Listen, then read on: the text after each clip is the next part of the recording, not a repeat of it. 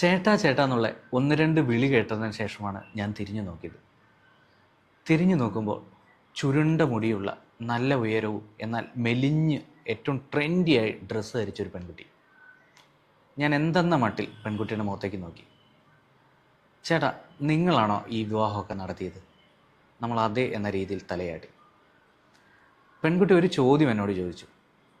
എനിക്കിപ്പോൾ 18 വയസ്സും 1 മാസം പ്രായമുണ്ട്. എൻ്റെ വിവാഹം കൂടെ നിങ്ങൾക്ക് നടത്താൻ സാധിക്കുമോ? അതെ, ഞാനിന്ന് മാച്ച് മേക്കിംഗ് സ്റ്റോറിയിൽ പറയാൻ പോകുന്നത് 18 വയസ്സും 1 മാസവും പ്രായമുള്ള ഒരു പെൺകുട്ടി വിവാഹാലോചിക്കാൻ വന്നത് ഒരു കഥയാണ്. കേൾക്കുമ്പോൾ അയ്യേ അല്ലെങ്കിൽ ഇതെന്ത് എന്ന് തോന്നുന്ന, എന്നാൽ യഥാർത്ഥത്തിൽ നടന്നതുമായൊരു സംഭവമാണ്. മാച്ച് മേക്കിംഗ് സ്റ്റോറിയുടെ മറ്റൊരു അധ്യായത്തിലേക്ക് ഏവർക്കും സ്വാഗതം. ഞാൻ വിനീത്, മാച്ച് മേക്കിംഗ് കൺസൾട്ടൻ്റാണ്.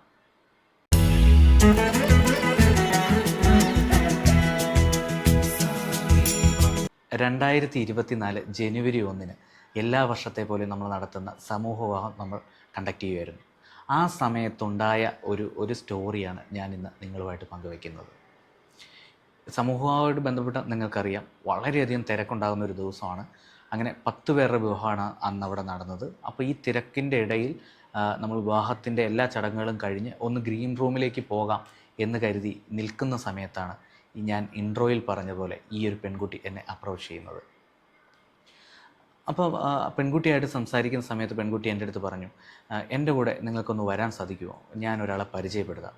അപ്പോൾ സ്വാഭാവികമായിട്ട് നമ്മൾ പറഞ്ഞു, മോളെ ഇപ്പോൾ ഞാൻ ഇത്തിരി തിരക്കിലാണ്, കുറച്ച് കഴിഞ്ഞ് വന്നാൽ മതിയോ എന്ന് ചോദിച്ചു.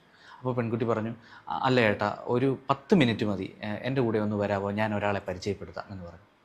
അപ്പോൾ ഓക്കെ, അങ്ങനെയെങ്കിൽ വരാം എന്ന് പറഞ്ഞ് പെൺകുട്ടിയുടെ കൂടെ നമ്മളിങ്ങനെ ഈ ഒരു ഓഡിറ്റോറിയത്തിൻ്റെ ഒരു സൈഡിലൂടെ ബാക്ക് സൈഡിലേക്ക് പോയി.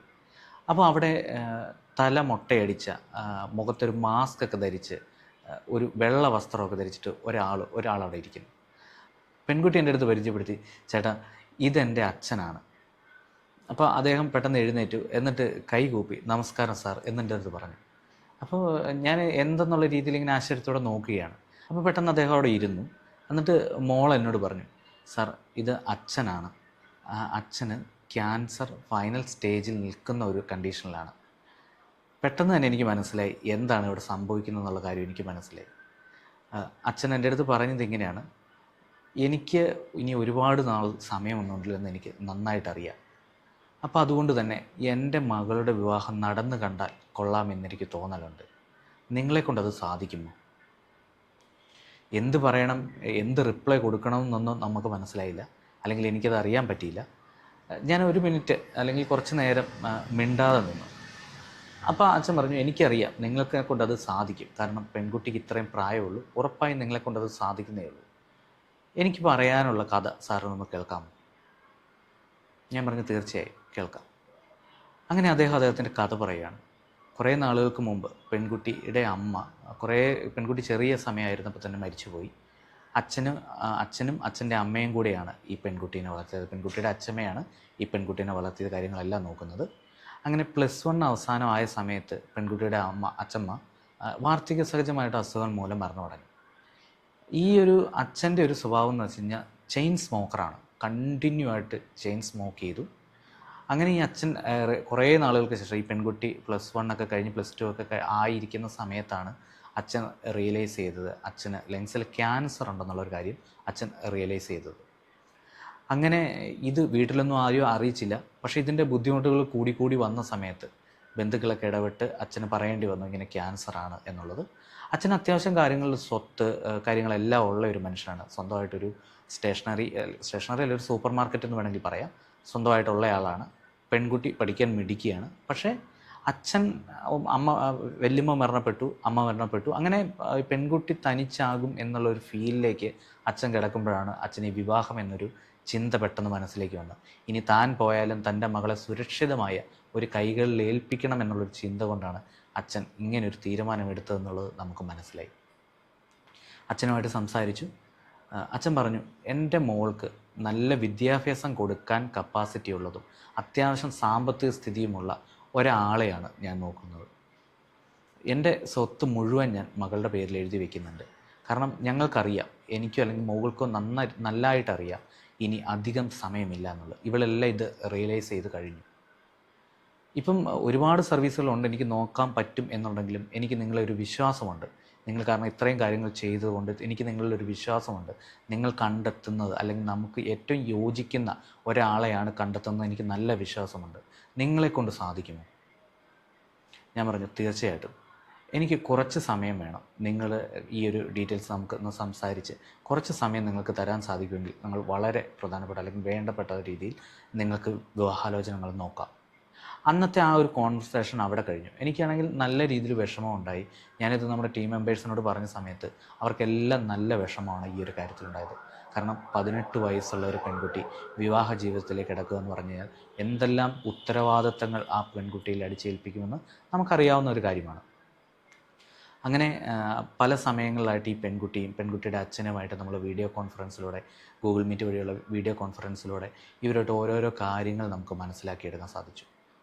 അങ്ങനെ ഈ ഒരു പെൺകുട്ടിയുടെ പ്രൊപ്പോസൽ ഡീറ്റെയിൽസുമായിട്ട് നമ്മൾ മുമ്പോട്ട് പോയ സമയത്ത് 1-2 ആൾക്കാരായിട്ട് നമ്മൾ ഡയറക്റ്റ് കണക്ട് ചെയ്തു.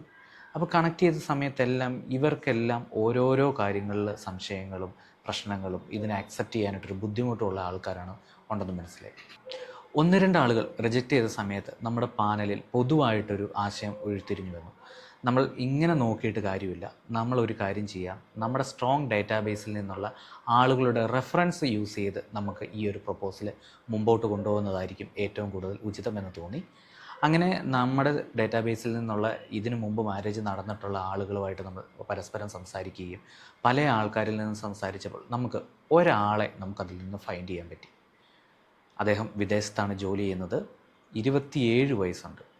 ഇപ്പോൾ യൂറോപ്യൻ കൺട്രിയിലാണ് ജോലി ചെയ്യുന്നത്. അത്യാവശ്യം ലൈഫ് സെറ്റിലായിട്ടുള്ള ഒരാളാണ്. നമ്മൾ അവരുടെ ഫാമിലിയായിട്ട് സംസാരിച്ചപ്പം അവർ പറഞ്ഞൊരു കാര്യം എന്ന് വെച്ചാൽ, നിങ്ങൾ അദ്ദേഹവുമായിട്ട് അല്ലെങ്കിൽ മകനുമായിട്ട് സംസാരിക്കൂ, ആൾക്കിത് ഓക്കെ ആണെങ്കിൽ നമുക്കിത് പ്രൊസീഡ് ചെയ്യുന്നതിന് ഒരു കുഴപ്പമില്ല. കാരണം പെൺകുട്ടീനെ കാണാൻ സുന്ദരിയാണ്, അവരുടെ സാഹചര്യങ്ങളെല്ലാം ഓക്കെയാണ്, അച്ഛന് ക്യാൻസർ, അമ്മ മരിച്ചുപോയി, മുത്തശ്ശി മരിച്ചുപോയി, മറ്റാരും ഇല്ല എന്നുള്ളൊരു തൊഴിലെ ബാക്കി പെൺകുട്ടിയും പെൺകുട്ടിയുടെ ചുറ്റുപാടും എല്ലാം പെർഫെക്റ്റാണ്. അങ്ങനെ നമ്മൾ ഗ്രൂമുമായിട്ട് സംസാരിച്ചു. നമ്മൾ വീഡിയോ കോൺഫറൻസ് അറേഞ്ച് ചെയ്തു. പെൺകുട്ടിയും ചെറുക്കനും പരസ്പരം വീഡിയോ കോൺഫറൻസ് വഴി സംസാരിച്ചു. പെൺകുട്ടിയുടെ കാര്യങ്ങളെല്ലാം ആൾ വളരെ ഓപ്പണായിട്ട് സംസാരിക്കുകയുണ്ടായി. അച്ഛനുമായിട്ട് സംസാരിച്ചപ്പോഴും എല്ലാം വളരെ ട്രാൻസ്പെറൻ്റായിട്ട് ഓപ്പണായിട്ട് അവർ സംസാരിച്ചു എന്നുള്ളതാണ്. ചെറുക്കൻ ഈ പെൺകുട്ടീനെയും അവരുടെ ഫാമിലീനെയും വളരെയധികം ഇഷ്ടപ്പെട്ടു എന്നുള്ളതാണ്. ഇപ്പം നമ്മളായിട്ടൊരു സജഷൻസ് വയ്ക്കുകയാണ് ചെയ്തത്. വിവാഹം കഴിക്കുന്നത് ഇപ്പോൾ നിങ്ങൾ വിവാഹം കഴിക്കേണ്ട, പക്ഷേ അതിന് പകരം നിങ്ങളൊരു എൻഗേജ്മെൻറ്റ് ഇപ്പോൾ നടത്തുക. അതിനുശേഷം പെൺകുട്ടീനെ പഠിക്കുന്നതിന് വേണ്ടിയിട്ട് അനുവദിക്കുകയും അവൾക്ക് വേണ്ടിയിട്ടുള്ള നല്ല കോഴ്സുകൾ റെഫർ ചെയ്യുകയും ആ കോഴ്സിലേക്ക് ആളെ ജോയിൻ ചെയ്യിക്കുന്നതിന് വേണ്ടിയിട്ടുള്ള നടപടികൾ എടുക്കുക എന്നുള്ള രീതിയിലേക്ക് നമ്മളൊരു സജഷൻ വെച്ചു. അപ്പോൾ അത് പെൺകുട്ടിയുടെ വീട്ടുകാർക്കും ചെറുക്കൻ്റെ വീട്ടുകാർക്കും വളരെയധികം സന്തോഷം അല്ലെങ്കിൽ വളരെയധികം അക്സെപ്റ്റ് ചെയ്തൊരു കാര്യമാണ് ഈ ഒരു നമ്മുടെ ഒരു സജഷൻ എന്ന് പറയുന്നത്. അവരത് ഓക്കെ പറഞ്ഞു. കുറച്ച് നാളുകൾക്ക് ശേഷം ചെറുക്കൻ നാട്ടിൽ വരികയും ഈ പെൺകുട്ടിയുടെ വീട്ടുകാരുമായിട്ട് സംസാരിക്കുകയും അവരുടെ വീട്ടുകാർ തമ്മിൽ പരസ്പരം അങ്ങോട്ടും ഇങ്ങോട്ടും പോയി ഈ ഒരു ബന്ധം ഒരു സ്ട്രോങ് റിലേഷൻഷിപ്പിലേക്ക് കൊണ്ടുപോകാൻ നമുക്ക് സാധിക്കുന്നുണ്ടായി. അങ്ങനെ ഈ ഒരു നമ്മൾ സജസ്റ്റ് ചെയ്ത രീതിയിൽ ഒരു എൻഗേജ്മെൻറ്റ്, ശരിക്കും പറഞ്ഞാൽ എൻഗേജ്മെൻ്റ് എന്ന് പറയാമെന്നേ ഉള്ളൂ. ശരിക്കും ഒരു വിവാഹം നടത്തുന്ന രീതിയിൽ അവർ ആർഭാടപൂർവ്വം ഈ ഒരു ഇത് നടത്തി എന്നുള്ളതാണ്. ശരിക്കും ഈ കഥ ഞാൻ പറഞ്ഞു വന്നത് എന്തെന്ന് വെച്ച് കഴിഞ്ഞാൽ, അച്ഛൻ്റെ ഒരു സാഹചര്യം മനസ്സിലാക്കി ഈ ഒരു ലൈഫിലേക്ക് മുമ്പോട്ട് വന്ന ഒരു ചെറുക്കൻ്റെ അവരുടെ ഫാമിലിയുടെയും കഥയാണിതിൽ. ശരിക്കും ഈ പെൺകുട്ടിക്ക് പഠിക്കണം എന്നുള്ള വളരെ ആഗ്രഹത്തിന് ഒരു തടസ്സവും നിൽക്കാതെ ഈ പെൺകുട്ടിയുടെ ഇഷ്ടപ്പെട്ട വിഷയത്തിലേക്ക് ഇവരെ വഴിതിരിച്ചു വിടാനായിട്ട് ഈ ചെറുക്കന് സാധിച്ചു, അല്ലെങ്കിൽ അവരുടെ ഫാമിലിക്ക് സാധിച്ചു എന്നുള്ളതാണ്. നിർഭാഗ്യമെന്ന് പറയട്ടെ, 2024 ഡിസംബറോടുകൂടി അച്ഛൻ വിടവാങ്ങുകയാണ് ചെയ്തത്. പക്ഷേ പെൺകുട്ടിക്ക് താൻ ഒറ്റപ്പെട്ടെന്നോ ആരുമില്ലെന്നോ ഒരു ചിന്തയോ അവിടെ ഉണ്ടാകേണ്ട ഒരാവശ്യവും വന്നില്ല. ചെറുക്കൻ്റെ വീട്ടുകാർ എല്ലാ കാര്യങ്ങളിലും തോളോട് തോൾ ചേർന്ന് നിന്ന് എല്ലാ കാര്യങ്ങളും വളരെ ഭംഗിയായി നിർവഹിക്കുകയും പെൺകുട്ടിയുടെ പഠനകാര്യത്തിൽ ഒരു കുറവും വരുത്താതെ, ഇപ്പോൾ ചെറുക്കൻ്റെ വീട്ടിലാണ് പെൺകുട്ടി നിൽക്കുന്നത്, ഇപ്പോഴും ഒരു കുറവും കൂടാതെ ആ പെൺകുട്ടീനെ അവരുടെ വിദ്യാഭ്യാസത്തിന് വേണ്ടി പറഞ്ഞയക്കുകയും അവരുടെ സ്റ്റോർ ഇപ്പോൾ അവർ തന്നെ ആളുകളെ വെച്ച് അത് റൺ ചെയ്യുന്ന ഒരു സ്ഥിതിയിലുമാണ് ഇപ്പോൾ ഉള്ളത്. മാച്ച് മേക്കിംഗ് സ്റ്റോറിയിൽ ഇന്ന് ഞാൻ പറഞ്ഞു വന്നത് ഇത്രയുമാണ്.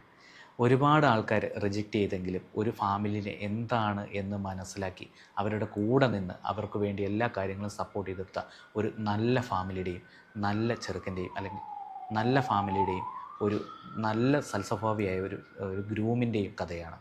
മാഷ് മേക്കർ സ്റ്റോറിയുടെ ഇന്നത്തെ എപ്പിസോഡ് ഇവിടെ വൈൻഡപ്പ് ചെയ്യാണ്. അടുത്തൊരു സ്റ്റോറിയുമായി ഉടനെ കാണാം. Good bye.